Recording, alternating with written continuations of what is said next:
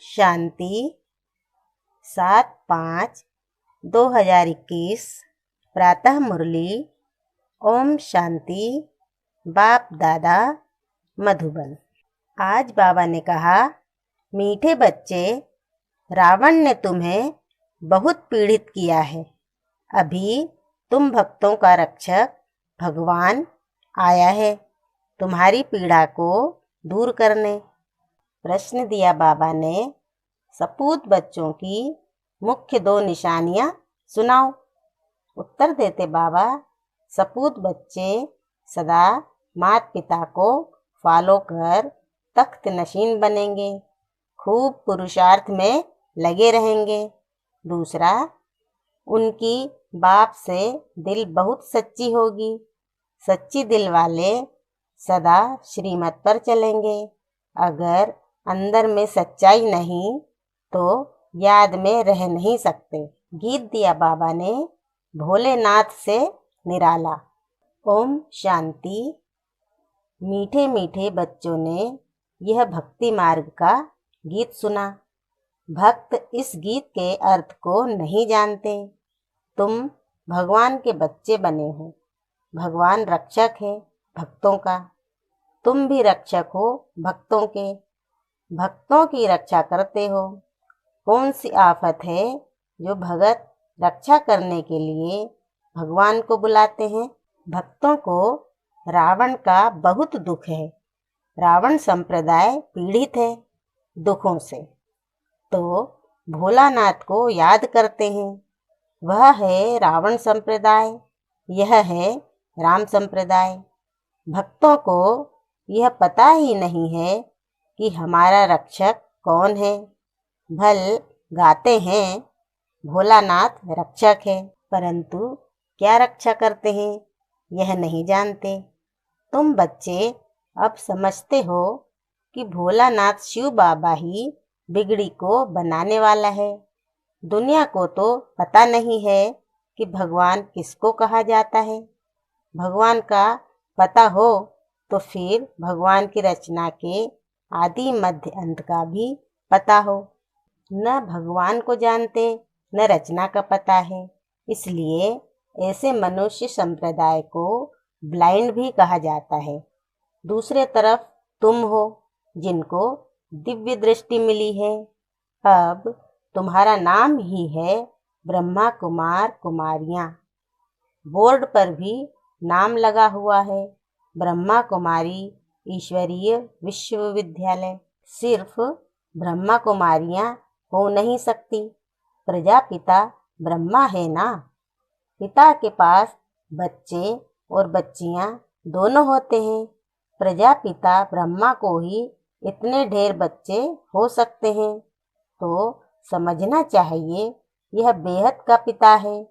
यह भी जानते हैं ब्रह्मा विष्णु शंकर को रचने वाला बाप ही है, जिसको निराकार कहा जाता है। यह हो गया बेहद का बाप। यह भी जानते हो परम पिता परमात्मा ब्रह्मा द्वारा रचना रचते हैं। इनकी सारी रचना है। सब मनुष्य मात्र वास्तव में शिववंशी हैं। अभी तुम आकर प्रजापिता ब्रह्मा की संतान बने हो। यह है नई रचना। परम पिता परमात्मा ब्रह्मा द्वारा रचना रचते हैं, तो तुमको ब्रह्मा कुमार कुमारियाँ कहा जाता है। इतने बेहद के बच्चे हैं, जरूर बेहद का वर्षा लेते होंगे। बच्चे जानते हैं हम ब्रह्मा कुमार कुमारियों को शिव बाबा ने एडॉप्ट किया है। शिव बाबा कहते हैं, तुम हमारे बच्चे हो। तुम आत्माएं भी निराकार थीं, परंतु ज्ञान तो साकार में चाहिए। तुम जानते हो हम आदि सनातन देवी देवता धर्म के थे। ब्रह्मा द्वारा रचना यहाँ होती है। शिव जयंती भी यहाँ मनाई जाती है। यहाँ मगध देश में ही जन्म लिया है। बाप कहते हैं यह देश बहुत पवित्र स्वर्ग था। अभी इनको नरक मगध देश कहा जाता है। फिर स्वर्ग बनना है। तुम बच्चों की बुद्धि में है शिव बाबा हमको फिर से राजयोग सिखाए पवित्र बनाते हैं। गाते भी हैं पतित पावन भक्तों के रक्षक भगवान। भक्त ही पुकारते हैं, पतित होते हुए भी अपने को पतित नहीं समझते हैं। बाप समझाते हैं, तुम सभी पतित हो। पावन दुनिया सतयुग को, पतित दुनिया कलयुग को कहा जाता है। बाप तुम्हें सब राइट बताते हैं।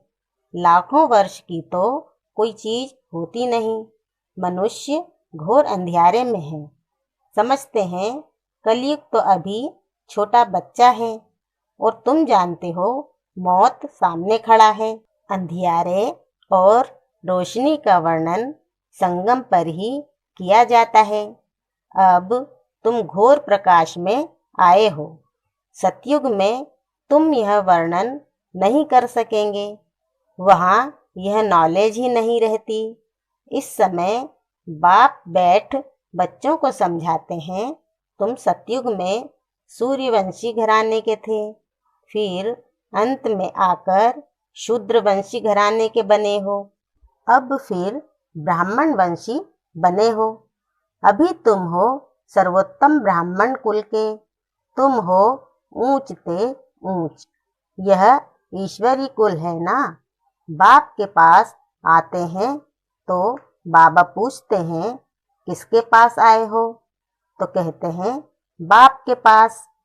बाप दो हैं, एक है लौकिक, दूसरा पारलौकिक। सभी शालिग्रामों का बाप एक ही शिव है। तुम्हारी बुद्धि में यह टपकता है। हम एक बाप के बच्चे हैं जिससे वर्षा लेते हैं। निराकार वर्षा तो साकार द्वारा ही देंगे ना। बाप खुद कहते हैं, मैं साधारण तन में आकर प्रवेश करता हूँ। अब बाप बच्चों को कहते हैं, बच्चे देही अभिमानी भव। अपने को आत्मा समझो। यह देह विनाशी है, आत्मा अविनाशी है। आत्मा को ही 84 जन्म लेने पड़ते हैं, न कि देह को। देह तो बदलती रहती है, फिर दूसरे मित्र संबंधी मिलते हैं। अभी आत्मा को बेहद के बाप से वर्षा लेना है, परमपिता परमात्मा द्वारा। तुम ही सुनकर फिर धारण करते हो। संस्कार तुम्हारी आत्मा में है, आत्मा में ही संस्कार रहते हैं। ऐसे नहीं कि शरीर के संस्कार कहेंगे। नहीं, तुम्हारी आत्मा के संस्कार तमोप्रधान है, उनको अब चेंज करना है। काया कल्प तरु कहा जाता है। काया कल्प वृक्ष समान बनती है, आयु भी बड़ी रहती है। तुम जानते हो यहाँ तो आयु बहुत छोटी रहती है। छोटी आयु में ही बैठे बैठे अकाले मृत्यु हो जाती है। अभी तुम काल पर विजय पाते हो। वहाँ काल कभी खाता नहीं। अकाले कब शरीर नहीं छूटता। तुम जानते हो अब यह शरीर बूढ़ा हुआ है, इनको छोड़कर नया लेना है। शरीर छोड़ने समय भी बाजे बजते हैं, जन्म लेने समय भी बजते हैं। वहाँ रोने की बात ही नहीं होती। तुमको भ्रमरी का मिसाल भी समझाया है। तुम हो ब्राह्मण ब्राह्मणिया, ब्राह्मणी और भ्रमरी राशि मिलती है। जो काम भ्रमरी करती है वही तुम भी करते हो। वंदर है ना। भ्रमरी का दृष्टांत कछुओं का, सर्प का, यह सब शास्त्रों में है। सन्यासी आदि भी यह मिसाल देते हैं। अभी तुम बच्चे बाप द्वारा यह सब समझ रहे हो। वह तो हुआ भक्ति मार्ग, पास्ट का गायन करना। इसका फिर बाद में गायन होगा। इस समय ही बाप इस तन में आते हैं। इनको ब्रह्मा को भगवान नहीं कहा जाता है, वह तो फिर अंधश्रद्धा हो जाती है। ऐसे भी मनुष्य हैं जो राम को, कृष्ण को भगवान समझते हैं। कृष्ण के लिए, राम के लिए भी कह देते, वह तो सर्वव्यापी है। कोई कृष्ण पंथी, कोई राधे पंथी होते हैं। राधे पंथी वाले कहेंगे सर्वत्र राधे ही राधे हैं। कृष्ण पंथी कहेंगे जिधर देखो कृष्ण ही कृष्ण है।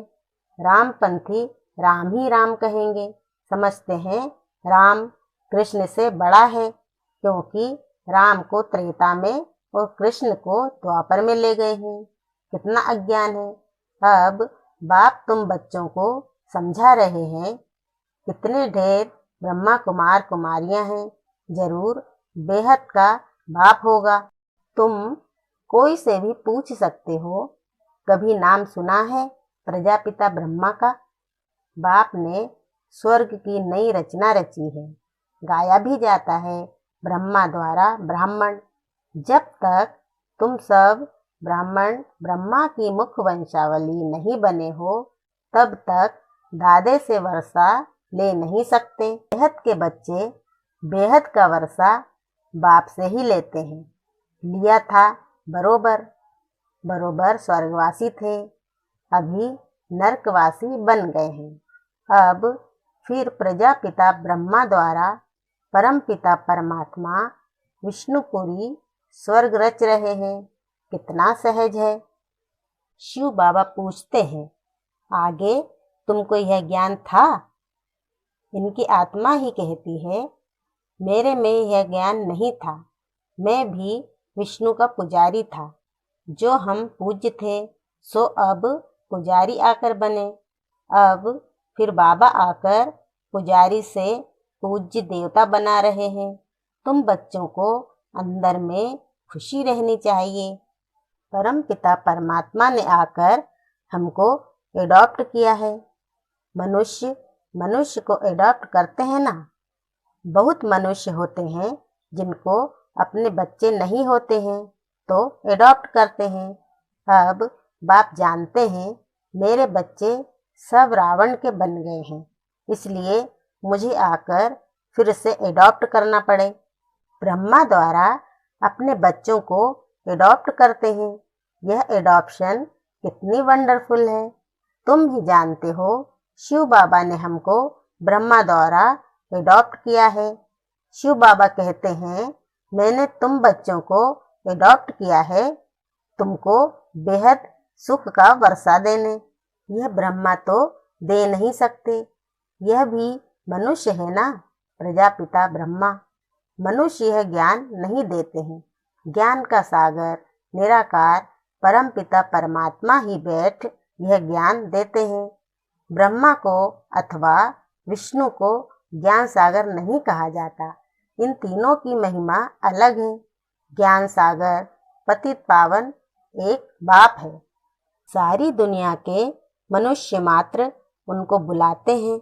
अंग्रेजी में भी कहते हैं वह लिबरेटर है। जिससे दुख मिलता है उससे लिबरेट किया जाता है। बाप भी यहाँ आकर रावण से लिबरेट करते हैं। रावण राज भी यहाँ हुआ है। यहाँ ही रावण को जलाते हैं। जलाकर फिर कहते हैं सोने की लंका लूटने जाते हैं।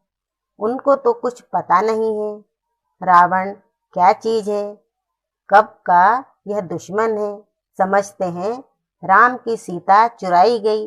यह नहीं समझते कि हम सब सीताएं हैं। हम रावण की जेल में फंसी हुई हैं। यह ज्ञान किसमें भी नहीं है। कथाएं बैठ सुनाते हैं। शिव बाबा कहते हैं, मैं दूर देश का रहने वाला आया हूँ इस देश पर आए। यह पतित दुनिया पुरानी है ना। यह है रावण की दुनिया।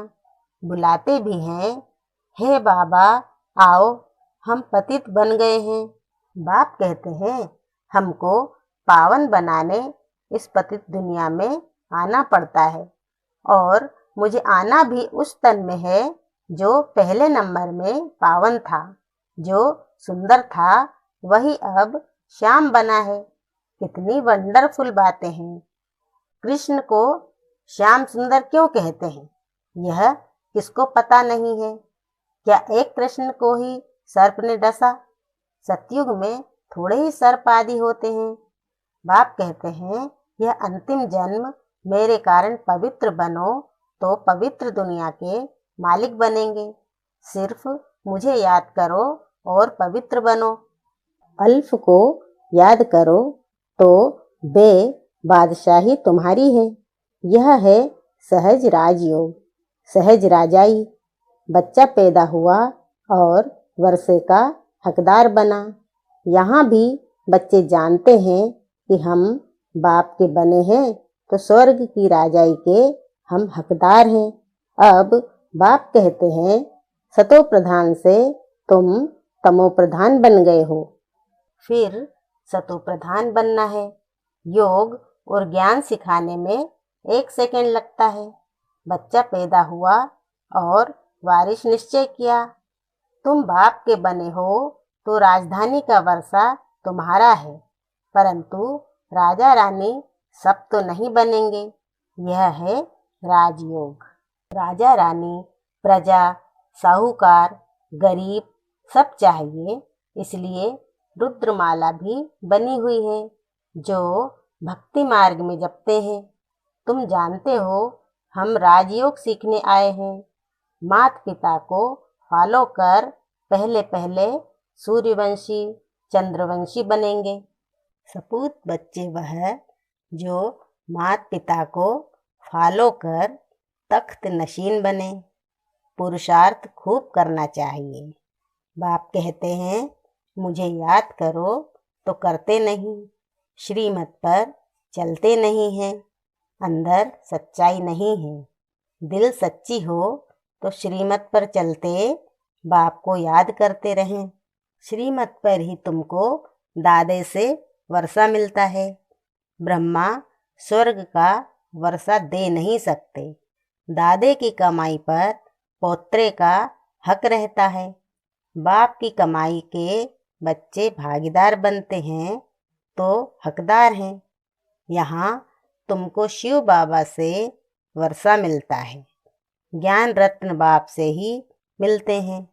तुम जानते हो हम ब्राह्मण ही सो फिर देवी देवता बनेंगे। जगत अम्बा कौन है? बाप समझाते हैं यह ब्राह्मणी थी, ज्ञान ज्ञानेश्वरी थी, फिर राज राजेश्वरी बनती है। तुम भी ऐसे बनते हो। अच्छा, मीठे मीठे सिकील्दे बच्चों प्रति माता पिता बाप दादा का याद प्यार और गुड मॉर्निंग। रूहानी बाप की रूहानी बच्चों को नमस्ते और हम रूहानी बच्चों की रूहानी माता पिता बाप दादा को याद प्यार, गुड मॉर्निंग और नमस्ते नमस्ते नमस्ते। ओम शांति बाबा, ओम शांति। शुक्रिया बाबा, शुक्रिया। धारणा के लिए मुख्य सार। पहला पॉइंट, आत्मा में जो तमो प्रधान के संस्कार हैं उन्हें याद के बल से चेंज करना है, सतो प्रधान बनना है। दूसरा पॉइंट है, बाप से राजाई का वर्षा लेने के लिए सदा सपूत बच्चा बन श्रीमत पर चलना है। सच्चे बाप से सच्चा रहना है। माता पिता को पूरा फॉलो करना है। ज्ञान रत्नों का दान करते रहना है। वरदान दिया बाबा ने, सहयोग की शक्ति से असहयोगियों को सहयोगी बनाने वाले बाप समान परोपकारी भव। सहयोगियों के साथ सहयोगी बनना यह कोई महावीरता नहीं है, लेकिन जैसे बाप अपकारियों पर उपकार करते हैं ऐसे आप बच्चे भी बाप समान बनो। कोई कितना भी असहयोगी बने, आप अपने सहयोग की शक्ति से असहयोगी को सहयोगी बना दो। ऐसे नहीं सोचो इस कारण से ये आगे नहीं बढ़ता है। कमज़ोर को कमज़ोर समझकर छोड़ न दो, लेकिन उसे बल देकर बलवान बनाओ। इस बात पर अटेंशन दो तो सर्विस के प्लेन्स रूपी जेवरों पर हीरे चमक जाएंगे, अर्थात सहज प्रत्यक्षता हो जाएगी। स्लोगन दिया बाबा ने, क्रोध का कारण है स्वार्थ व ईर्ष्या। यही चिड़चिड़ेपन की जड़ है। पहले इसे ही समाप्त करो। ओम शांति।